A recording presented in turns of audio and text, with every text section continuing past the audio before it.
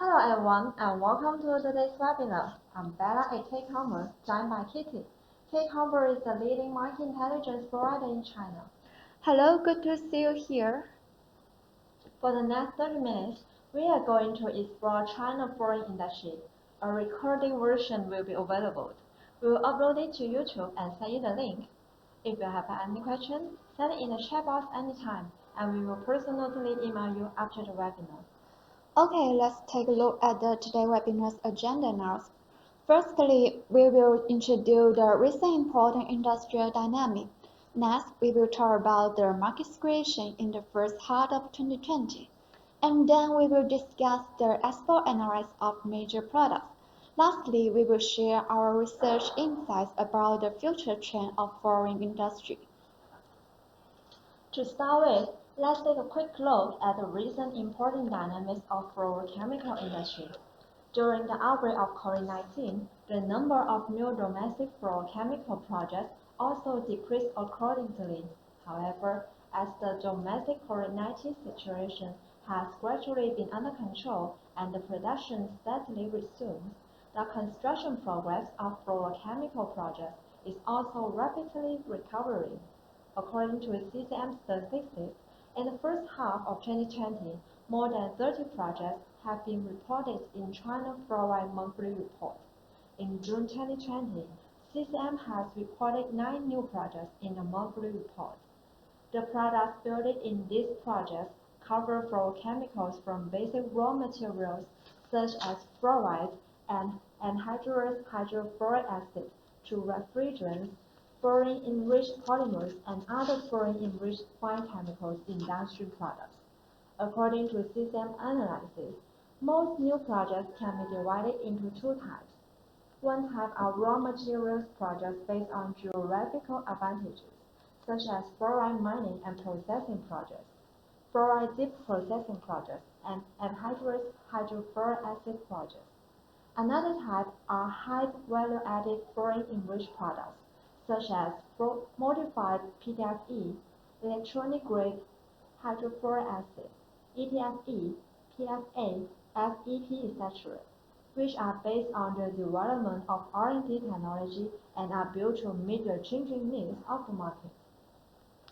As we know, in 2020, the government is strictly control environmental production and takes some regulatory policies for chemicals industry. Could you tell us more about it? Yes, of course. You can see that on May 10, 2020, Jiangsu announced catalog for chemical industrial restructuring. The production technique and devices of the following products will be restricted. For the restriction group, first, production plant of dry process aluminate fluoride and production lines of anhydrous aluminate fluoride, or medium and low molecular ratio quiet line with production capacity of a single line below 20,000 tons per year. Second, production plant of hydrofluoric acid, except the downstream deep processing products for self-use, electronic grade, and wet processed fluoric acid. Production plants of R22 without disposal devices of byproducts trichromatic. For the elimination group, first, production plant of heavily polluting hydrofluoric acid by outdated process with production capacity below 5,000 tons per year, and wet processed aluminate fluoride with production capacity below 5,000 tons per year, and open crystal volumized production devices.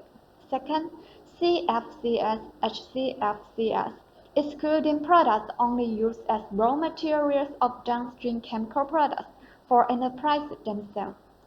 Actually, the above-mentioned restricted and eliminated projects clearly reflect the attitude of Chinese government for different types of new fluorochemical projects. For the construction of high-value-added and high-tech products and projects, China is absolutely supportive. However, for excess capacity or backward capacity, the measures of forbidding new production and freezing down should be taken to promote the sustainable development of foreign chemical industry. We also know that several provinces have advanced specification of chemical park zones recently.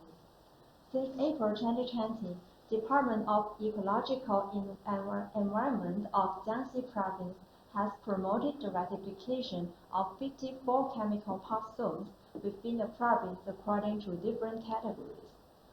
Hebei Province has released a 3-year action plan for special ratification of hazardous chemicals and safety special ratification of industrial parks and other functional zones. Zhejiang Provincial Development and Reform Commission issued guiding opinions on integrating and upgrading various development zones within the province. In fact, in recent years, China has conducted out-of-city into parks actions of chemical enterprises and issued related policies to support the integrated development of chemical park zones. In this context, CCM believes that the integration of optimization, transformation, and upgrading will become the new normal. Next, we will analyze the price market situation of the fluorine industry based on several important products. Let's start with fluorspar. In the first half of 2020, the market price of acid-grade fluorspar fluctuated greatly in January to February due to the Spring Festival holiday and the occurrence of the COVID-19. The fluoride market was weak and prices stabilized. By March, market transactions resumed, and due to limited mine operations, the supply of fluoride was tight and prices rose significantly. However, since April, due to the sluggish downstream market and poor demand for fluoride, manufacturers have lowered their quotations in order to sell more products. At present, producers show strong eagerness to support prices, and due to heavy rainfall in some areas, the supply of fluoride has tightened and prices have shown signs of slight rebound. As for metallurgical-grade fluorspar, due to the tightening supply of it, while downstream demand remained relatively stable, the price of metallurgical-level fluorspar ran steadily in the first half of the year, with little fluctuation. Taking the price of fluoride brought with CaF2 content of 75% and CaF2 content of 85% as example, it can be seen that, except for the lack of market supply at the end of March, which made manufacturers slightly raise their prices, the prices have been relatively stable for the rest of the time. Now let's talk about hydrofluoric acid. From these two price charts, we can see that the price of hydrofluoric acid and fluoride are highly linked, and the trend is almost the same, which means that the impact of the price change of upstream fluoride influence a lot on the price of hydrofluoric acid. At the same time, the demand from the downstream refrigerant market also has a great impact on the price of hydrofluoric acid. In the first half of 2020, the market of refrigerants was sluggish, which since March, with the evolution of COVID-19, the export of refrigerants has also been stagnant. Under the backlog of refrigerant supply, the demand for hydrofluoric acid is weak, so the price of hydrofluoric acid has repeatedly fallen. Now let's review the export situation of foreign major products. During the first half of 2020, the biggest issue affecting the exports of fluorinated chemical products was undoubtedly the occurrence of the COVID-19 in overseas countries. The export situation of various products has been affected to varying degrees. Kitty, do you know what are the products most affected by the export situation? Well, we can see from the figure. It is clear that the export volume of fluoride products has been greatly affected in the COVID-19. Whether it is fluoride powder or fluoride ore, the export volume has dropped sharply. In January to February, due to the impact of the traditional Chinese New Year holiday and the outbreak of the COVID-19, most of the production enterprises stopped production, and the export volume of fluoride fell sharply compared with the previous period. In the next few months, despite the orderly progress of domestic resumption of production, due to the weak foreign demand, the asphalt situation has not yet been improved significantly. The export of refrigerant R-22 in the first half of the year also decreased compared with the previous period. There are three main reasons. First, the production quota is reduced compared with the previous year, so the production, sales, and export volume of the production enterprise will also decrease. Second, the suspension of work during the Spring Festival holiday slowed down production and sales. Third, during the epidemic, overseas demand for refrigerants was suppressed and the exports were restricted.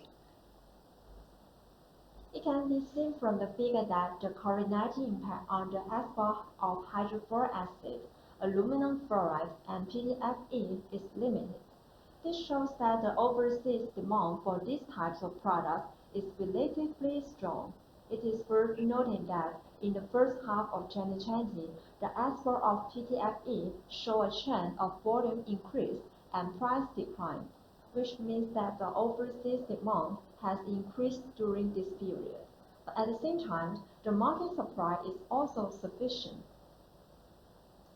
So what would be the future trends of fluorochemical industry?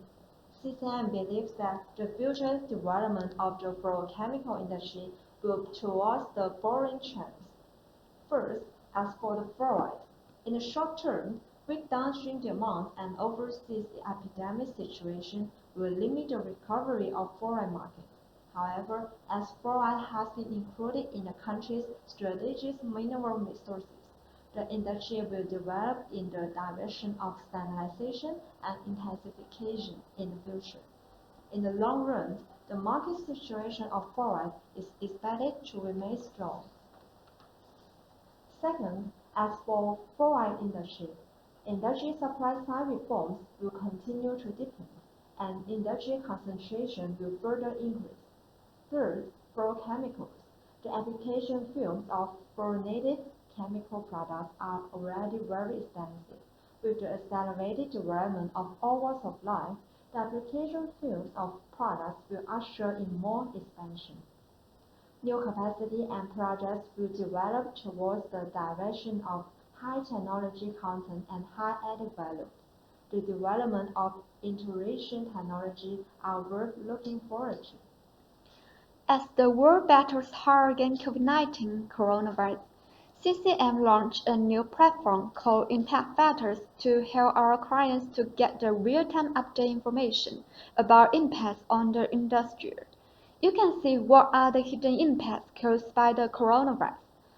This is the policy map gathering the policy issue by each province of China related to the epidemic. Also, you could find our major three industries: agriculture, chemical, food and feed, and also the finance and economic market intelligence at this special period. Following is the information of the policy and the influence, price, and productions. How will the price go? And what's the capacity and output affected by the epidemic? You could find the answer here. What's more, the international spotlight and the experts' opinion would be provided to you, and you are also welcome to share your insight with us.